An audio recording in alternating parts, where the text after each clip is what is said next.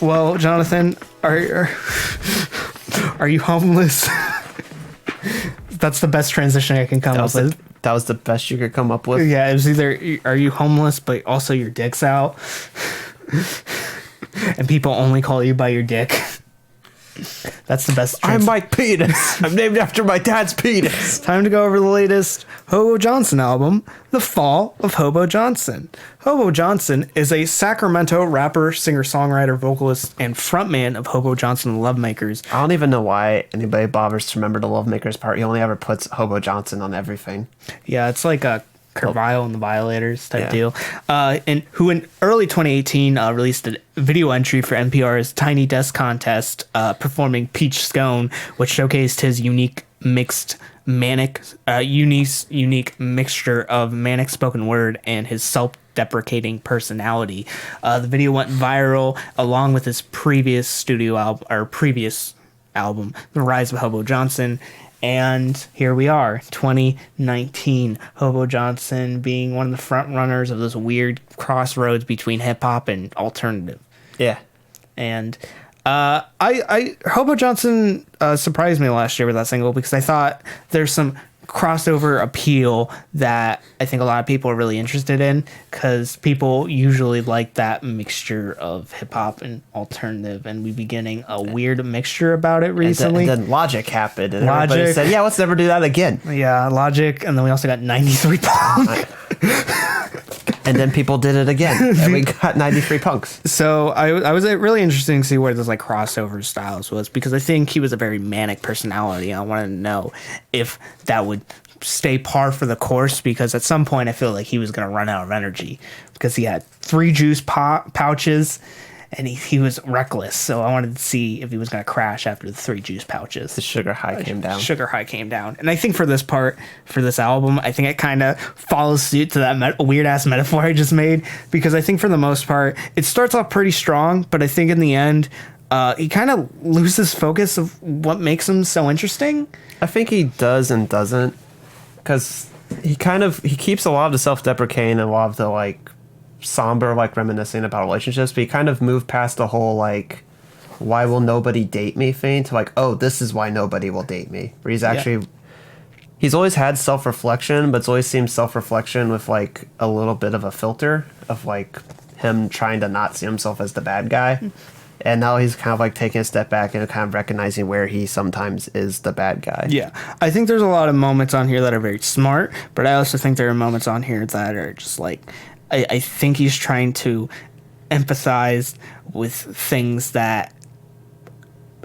I'll just get to the moment. The Ode to Justin Bieber. Yeah, that's my least favorite track. So he's trying to empathize with Justin Bieber, because Justin Bieber, basically on the theory that, or not the theory, but the idea that we kind of created Justin Bieber, because the rise of stardom at any age is kind of a thing that can fuck up people and make them mentally unstable. So there's an idea where he's trying to empathize with Justin Bieber and kind of compare it to his own life, where when Justin Bieber was like 13 and throwing eggs, Hobo Johnson was throwing rocks at people. Similar metaphor, or similar personality, or similar mistake, but different attention. Because of fame. Yeah. So. But also, one thing I don't like about that idea is you can apply it to a lot of other things. Yeah. Basically anyone, including our current president, Donald Trump. You can apply the same metaphor for him, and it isn't good. Yeah, but we already metaphor for him, and it's President Cockroach. So there's also another idea, another moment I'm not too proud of, or not too happy with, is You and the Cockroach, because I feel like it seems too Tumblr-esque. It's like, I hate that to use that phrasing, but it seems too cheesy. It's kind of cheap, but it's one of his funnier moments on here. This album is notably a lot more somber than a lot of his previous work. Like even Peach Scone had like some like happy moments, but then you have like tracks on here just like Sorry My Dear, which is just pure like depression. And then like even with I Want a Dog, where it has like these weird comments of like, oh, I want my dog to star in my films and to talk to me, it's just kind of like sad realization that nothing he wants will ever really be there, or the fact that he wants his family, and more the idea that maybe you should just get a dog because he can actually control that instead. Yeah, that the bigger idea, I think, is actually pretty smart. I like the idea of him coming to terms with someone moving away, a mover aware. I love the line, you turn my Ruby Tuesdays into Benihanas. Yeah. Because Ruby Tuesdays is trash. They cost like $15 for an entree. Yeah. And it's like the shittiest entree you'll ever eat. Yeah. But that even has, that song also has like some of the moments where it's talking like how he's kind of being more self-reflective, because he's talking like fear the man or the woman who does this, and he says fear the man who doesn't understand there's more fish in the sea, and then like that's kind of a reference to the fact that he's kind of had this whole like, oh, there's, what am I going to do if this one person doesn't like me, and this type of phase, kind of like not being stupid anymore about it. Uglykid's a really nice moment because it has this great trumpet in the background that kind of dominates it, very brassy and nice. And he then highlights it by pointing out, listen to this fucking trumpet. Oh my God. But I like it because it's kind of him reminiscing on how he's kind of matured and how he's always kind of be an ugly kid, and how you kind of have to deal with certain aspects of yourself and deal with them up front, which I really like. I like the empty kind of atmosphere, but I think he also kind of does it a little bit too much on moments like Moonlight and Happiness. I feel like it's empty. It's very kick heavy. I don't care for it that much. It's empty, and it doesn't work as well as Moonlight, but I think it works kind of with Happiness's very somber sound, like themes, because he's talking about how basically he's recognizing that he's never going to be a better person. He's only possibly going to get worse, and because of that, this person should leave him behind because that's the only way they'll be able to be happy. Some other moments in production not too keen with is February 15th. Very live, twangy guitar, which I think. I mean, like that's how the song was for a live set. Yeah, it's a live set, but also it's not really too appetizing on the ear. Yeah, it doesn't. Also, the whatever, what is it?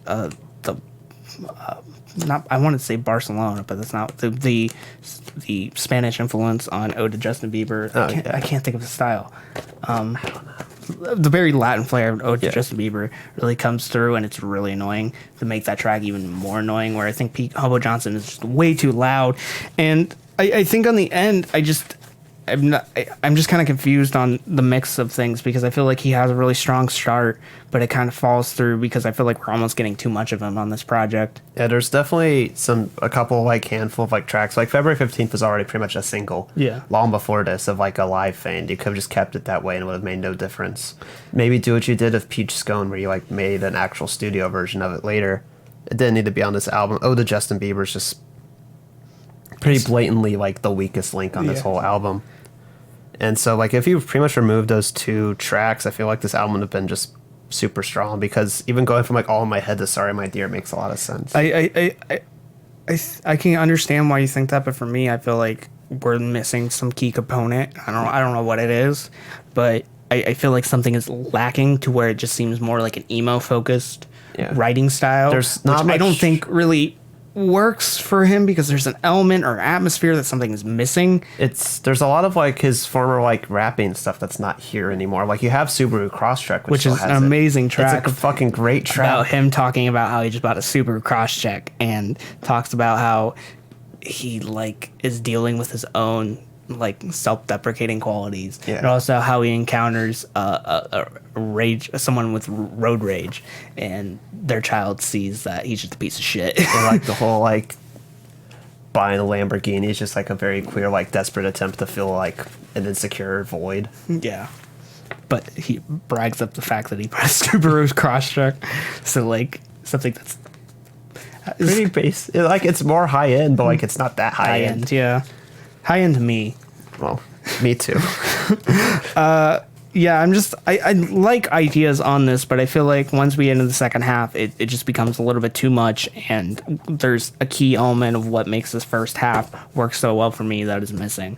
I think moments like You and the Cockroach or Justin Bieber's February 15th, Sorry My Dear, All in My Head, I really like You and the Cockroach. I think it adds a lot more like humor to an album that's dealing much more with heavier themes. It's a nice little moment of levity. All in My Head has some really terrific female vocals, female vocal assistance, which is really nice. That actually builds a nice bit of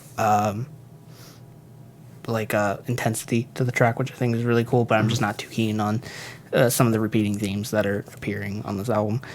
Keep in mind those scores. If you tell me those right now, I'm feeling a 6. I like elements. I just feel like high 6, low 7. Yeah, I think it's all in all like it's definitely a really good album. It's probably one of my favorites of this week. Yeah. Actually, probably is my favorite of this week. You don't like Korn? I don't like Korn. I haven't liked Korn since I was a 13-year-old. So last week. Yeah. But yeah, I feel like on the second half, just something is missing for me, and I don't really know what it is. I think it's just, energy. Yeah. The second half gets a lot slower, except for Ode to Justin Bieber, where it's the wrong kind of energetic. Yeah.